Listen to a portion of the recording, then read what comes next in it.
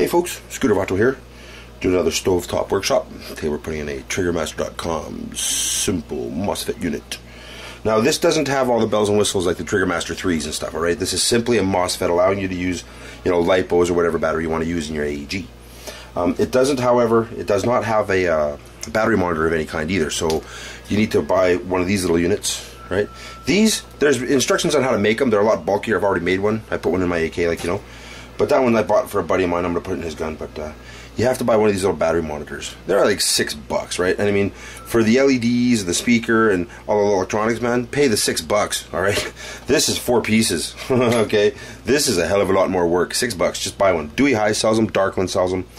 Dewey High, airsoftparts.ca, Darkland, the bent barrel. Go and check that out.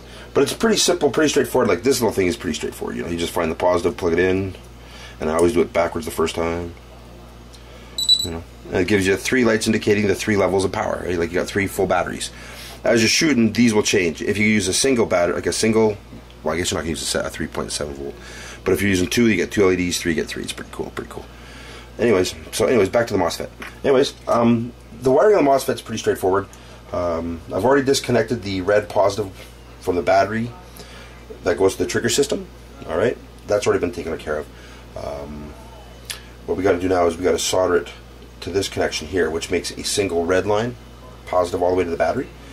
And then we will solder the trigger wire, which is just simply a data wire. You solder that to the other side of the trigger set. And what happens there is when you pull the trigger, the power is already supplied to the positive of the motor, so there's no power jump there, no spark, nothing like that. This just tells the MOSFET to allow power through the negative channel. You see, because what happens is the MOSFET actually controls the negative. One goes to the battery negative, one goes to the motor negative, and the third wire, like I said, goes to the trigger sensor.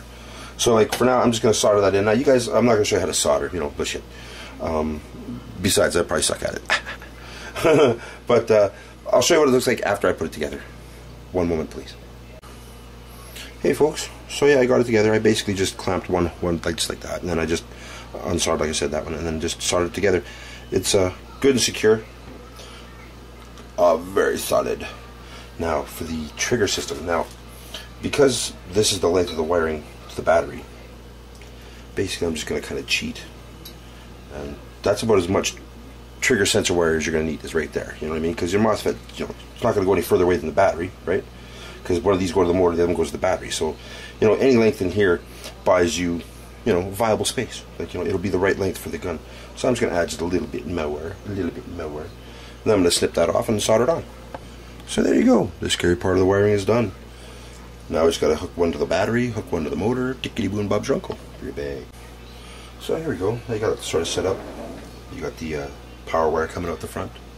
You got the trigger wire, the trigger data wire. And you got the battery wire, or the power motor positive. I'm just going to make sure that's the motor's positive. Yeah, motor positive. So, being as your black has to go under your gear, it's best to run it through the wire fence first. And I like to use a Torx head. I can just sort of push that shit down, right? Because that way it's perfect. You want that stuff flush against the bottom. You want to keep it there the whole time. You don't want it coming anywhere near that gear. Boy, that'll be bad news. Bad news. Just under that little thing and through that little pin, and there you go. And there, that positive or the negative wire is traced. And then the same with the positive, just as easy. Go over the trigger hump here. Make sure you're on the other side of the trigger hump before you start chasing the wire. Right. And just hold it down with your finger at first and just feed it through. Pretty straightforward stuff. Pretty straightforward. Boom, just like that, easy peasy. Give it a little push down, make sure you're secure. Give that a little pull so it's tight. Boom. For all intents and purposes, one TriggerMaster wire. That fast. So I'm going to show you the rest here in a little while. I'm going to go have a smoke. Be right back. Hey folks, welcome back. So I got ahead and I put the ends on, right, so that they can go through the front end of the bulb. And I put the corresponding ends on and trimmed up the lengths as much as I need them. Now we're going to do some soldering and get them all solid state and 100%, and then we're going to put the gun together. Well, we're going to put this part together and put the trigger grip on. We'll check it. Be right back. Oh, and don't go spend a bucket of money on a freaking AEG connectors and stuff. They're just simple, basic connectors, alright? All I do is, like these ones here have a sleeve inside. All I do is I take a good utility knife, And you just line it up nice and gentle, and it's just a very gentle, you know, try not to do yourself a mischief, right? And just work it out. You know, and just bare most of the steel, or most of the electrode, connector, whatever you want to call it. And then once you get to a certain point, I'll usually just take a pair of side cutters and then nip the rest of the plastic. That usually does it. Sometimes you got to work it a little more. Not a big deal. You just twist and turn a couple times. As soon as the little shield, the little plastic insulator pops, you'll know it because it'll just pop it out. Boom. Alright. Now I do one more thing after this, and just give me 1 sec, I'll show you what I do. So just take the other connector, hey? Put that in like that. These ones don't have that sleeve, they just have a little thingy up, but this one's got this big ring and stuff, and that's got to go. So out comes the Dremel. I use another one of these because they get hot. Oops.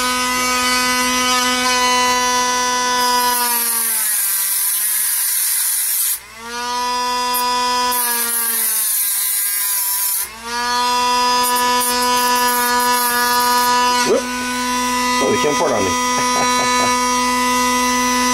Well, that's a little toasty, so I'm not going to bother.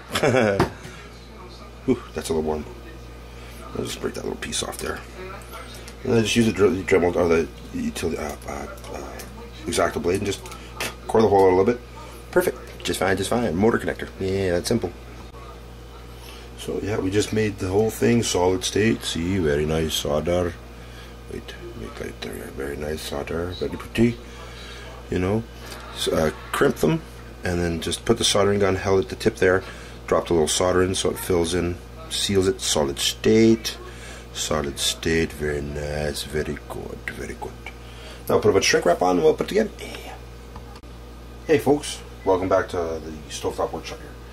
So I got the MOSFET unit all wired up, all ready to go, got the little connectors on so we'll go through the body. We're going to go ahead and check it with a 1600 mAh nickel metal hydrate.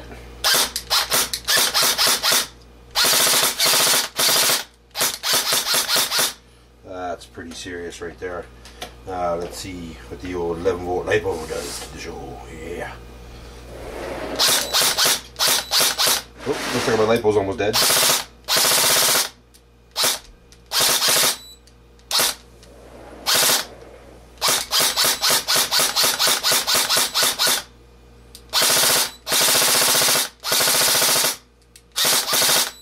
Yeah, that's pretty solid. I was just kind of eyeballing my LiPos. I never actually watched it and go more than once. Never actually seen it like go off like that before. Kind of cool. Welcome back, folks. So we've just put a MOSFET unit in the NoNameMagee Thunderbolt. Turns out he has an issue with small mags and high caps. They don't like this thing, but you put a regular curved M4 mag in, and it works just fine. So this was a 7.4 2000 mAh LiPo, and we're at the 25-foot range.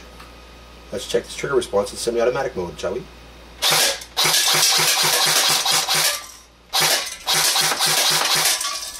That works just fine, fine. Let's cut that can up.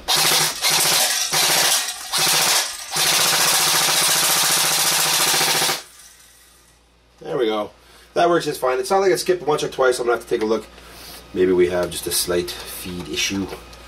You know, it's a stock TM setup in there right now, which is, you know, fairly decent, but you know, sooner or later he'll let me hack the bottom out and put in a modified and he'll be set. Anyways, thanks for watching, folks. Play hard, play fast, play safe. Bye-bye.